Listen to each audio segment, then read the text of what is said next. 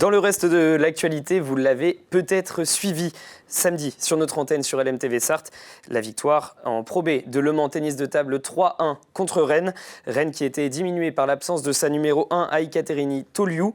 Mais les Sartoises sont restées bien concentrées, à l'image d'Ekaterina Gousseva, qui dispose de l'Argentine Camilla Argüelles en 3-7, 11-6, 12-10, 11-4. Agnès Lelanic n'a pas eu la même réussite. La Mancelle tombe en 4-7 contre Romane Lescours. Un partout donc avant le troisième match, où c'est la solide Claire Clavier qui l'emporte en 3-7, sa troisième victoire en 3 matchs disputés cette saison. Et puis Ekaterina Gousseva qui ne fait qu'une bouchée de Romane Lescours pour offrir la victoire au Mans Sarthe Tennis de table 3-1. Une victoire finale qui fait du bien aux Mancelles et qui ravit leur entraîneur qu'on écoute tout de suite au micro d'Enzo Maubert. Évidemment super content parce que ça s'est bien déroulé, on était inquiétés. Agnès n'était pas en grande forme, elle a vraiment souffert sur Romane qui a fait un bon match. Donc voilà, en partant à un partout, ça nous mettait un petit peu en difficulté, mais voilà, après c'est ce qu'on disait un peu sur le banc. Une équipe c'est ça, c'est quand l'une est en difficulté, les deux autres prennent le relais et là elles ont montré que voilà, on était soudés et ça a permis de gagner avant la fin. Et au classement, les Mancelles qui occupent seules la tête de la Pro B Dames grâce au match en retard entre Quimper et Saint-Pierre 2. Une rencontre qui aura lieu le 16 décembre. Prochain match pour les joueuses de Jérôme Suran dans la salle de Lille le 10 décembre prochain. Une rencontre qui clôturera la phase allée d'un championnat qui, pour l'instant, réussit aux Sartoises. Si vous avez manqué ce duel entre Le Mans et Rennes, vous pourrez revivre les meilleurs moments compilés par notre équipe dans la dernière partie de l'émission. Et puis si vous voulez revoir l'émission la rencontre en intégralité, on vous propose de la retrouver mercredi de 15h à 17h sur LMTV Sarthe avec aux commentaires Enzo Maubert et Guillaume Duval. Autre victoire dans le monde du sport sartois et encore une victoire féminine. Et c'est en handball puisque Mamers s'impose à domicile dans la salle Robert Chevalier contre le dauphin de la poule Limoges.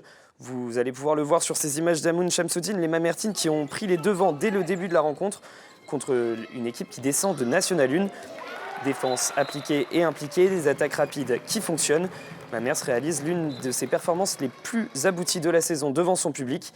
Un succès de 13 buts, 37-24, qui permet à Mamers de revenir sur le podium de la Nationale 2. Les Sartoises qui profitent de la défaite de Saint-Loubès contre Saint-Sébastien. Mamers 3e qui se déplacera à La Roche-sur-Yon la semaine prochaine.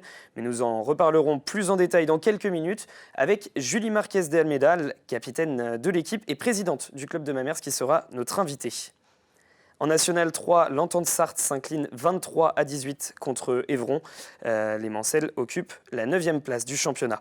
On reste dans les gymnases, mais on va parler de basket avec la défaite de la Jalte sur son parquet contre Brissac, pensionnaire de National 3 en coupe territoriale. La Jalte qui attaque donc ce match avec 7 points de retard dû à l'écart d'une division entre les deux équipes. Et les Jaltais qui encaissent 2-3 points d'entrée de jeu. Paul Coursier-Nategui, meilleur marqueur de la rencontre avec 21 points, limite les frais. Les Jaltais bien placés avec des shoots ouverts mais maladroits avec seulement 45% de réussite au tir. En face, Brissac joue crânement sa chance et mène tout au long de la rencontre. Dans le 4e quart, la Jalte recolle plusieurs fois au score, mais c'est bien Brissac qui s'impose 84-74 à la salle Patrice Freinet. Une défaite frustrante pour les joueurs de Philippe Valéjo qui reconnaît la difficulté de la situation avec l'enchaînement des défaites. Prochain match pour la Jalte en championnat, samedi soir contre Vanves à domicile. Basket toujours, pas de match ce week-end pour le MSB. Mais les Manceaux affrontent demain l'équipe de Monaco à Antares. Un match important, vous le voyez au classement pour Le Mans, qui, en cas de victoire, recollerait donc avec l'adversaire du soir, la Roca Team, et Dijon. On quitte les sports indoor pour la boue et le rugby. Sous la pluie, le RCM qui s'incline contre Angers. Les semaines se suivent et se ressemblent pour les Manceaux. 8e défaite en autant de rencontres. Cette fois-ci contre les Angevins, une équipe contre laquelle les Manceaux s'est imposé 2 fois la saison dernière à l'aller et au retour. Premier essai inscrit pour Angers par leur homme à tout faire Damoul. 10-0 à la pause pour les visiteurs. En deuxième mi-temps, Le Mans recolle à 17 avant d'encaisser 3 essais angevins, dont 2 pour l'ailier Fleiter. Petite satisfaction pour les Manceaux qui, en fin de match, enlèvent le bonus offensif aux visiteurs avec une pénalité vite jouée. Là, vous le voyez sur ces images, une pénalité vite jouée par Marius Cosno. Score final 14-29. Une défaite frustrante tant les deux équipes ont été au coude à coude pendant 55 minutes. Mais score logique au vu de l'indiscipline des Sartois. Écoutez Rodrigo Elleter, l'entraîneur, et Marius Cosno, demi d'ouverture du RCM. Je crois que la première mi-temps c'est donné un match de beaucoup de combats. Après, nous fait beaucoup de foot aussi. Avec placage chaud, nous prenons beaucoup de... Je crois que 10 pénalités dans la première mi-temps pour placage chaud. Et oui, je crois qu'il faut travailler plus la discipline. On fait trop de fautes, les points qu'ils mettent, on leur donne. On fait trop de fautes, donc ils vont en touche, ils mettent des essais. Peut-être un peu un manque d'agressivité, on a eu de l'agressivité, mais un peu sur différents coups. Donc des moments on est agressif, d'autres non. Donc après, ils ont bien su en profiter en face. Au classement, Le Mans qui occupe la dernière place de ce championnat de Fédéral 3 avec 2 bonus défensifs seulement. 4 équipes qui sont en concurrence pour ne pas descendre et match crucial pour Le Mans la semaine prochaine à Choret qui est 7e, une équipe rivale pour le maintien en Fédéral 3 en fin de saison. Et malgré toutes les défaites et donc cette spirale négative pour les Manceaux, les joueurs restent plutôt optimistes sur la situation. Écoutez Marius Cosno. C'est sûr que c'est décevant de perdre, on n'a toujours pas de victoire. Après, on est une bande de potes, vraiment, on a un groupe qui est super, on est tous amis. Donc je pense que ça fait partie de la motivation. Quand on se retrouve à l'entraînement, on est content d'y aller parce qu'on sait qu'on voit nos potes. Donc c'est pour ça qu'on garde l'envie.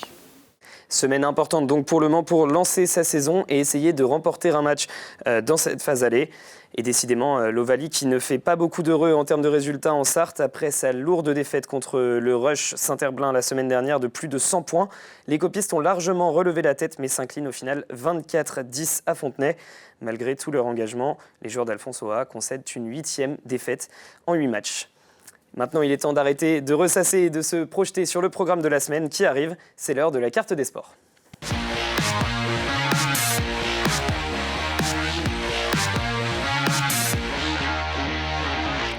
Et un programme plutôt alléchant, vous allez le voir cette semaine en Sarthe. Regardez la carte des sports qui va s'afficher. Et donc nous allons tout de suite commencer avec un match qui aura lieu dès ce mardi. MSB Monaco, les Manceaux qui ont l'occasion de recoller à la 3e place de Betclic Elite, occupée par la Roca Team. L'adversaire du soir, match à suivre à Antares à 20h. Et un après-midi spécial Coupe du Monde, mercredi à Parigny-l'Évêque, le club de foot qui organise un entraînement spécial Coupe du Monde pour les catégories de U9 à U13, avant la diffusion du match des Bleus déjà qualifiés qui affrontent la Tunisie dans leur dernier match de poule. Vendredi, après les féminines, le retour de l'équipe de nationale du Mans FC au stade Marie-Marvin, les joueurs de Réginald Drey qui reçoivent Bourg-Péronas à 19h30, un match que l'on débriefera la semaine prochaine dans 72 Sports avec le nouvel entraîneur du Mans FC qui connaît donc sa première ce soir et qui aura vécu une semaine complète avec ses joueurs. Nous évoquerons avec lui toute sa nouvelle expérience en tant qu'entraîneur du Mans. Samedi, la Jalte 10e de National 2 reçoit Vanves 8e. Un match important après la défaite en Coupe territoriale contre Brissac. Un match à suivre à 20h à la salle Patrice Freinet. Samedi, la Ferté-Bernard organise son gala de gymnastique à 15h30 et 20h30 à la salle Olympe. Gala gratuit pour les moins de 6 ans, 6 € pour l'après-midi, 8 € pour le soir et 10 € pour les 2 représentations. Le cross départemental de l'USM qui aura lieu ce dimanche au centre de loisirs des Étangs avec des courses toute la journée. Inscription sur le site Eloasso Cross Country USM Athlétisme 2022. Dimanche après-midi, la ville de Beaufay accueille son premier cyclocross, un événement organisé par le Vélo Club de Conly. À noter les présences de Tony Hurel, Thomas Gachignard, Célestin Guillon et Jérémy Levaux. Dimanche toujours, les Cèdres organisent la 2e étape du circuit Jeune Pays de Loire avec, pour les catégories de U7 à U19, le tarif d'inscription est de 10 €. Dimanche toujours, le Vélo Club Bellinois organise une randonnée pédestre et VTT au profit du défi solidaire. Plusieurs parcours sont proposés, départ libre entre 8h30 et 10h. Et enfin, dimanche, le club de Freinet présentera ses 15 équipes à 14h, un moment de cohésion pour le club, un moment qui sera encadré par les matchs de l'équipe 1 masculine et l'équipe 1 féminine. Voilà les événements de sport qui vous attendent pour la fin de cette semaine. Et nous, quant à nous, on se retrouve dans un instant avec Julie Marquez de Almeida, la capitaine de l'équipe de Mamers en National 2 de handball. A tout de suite.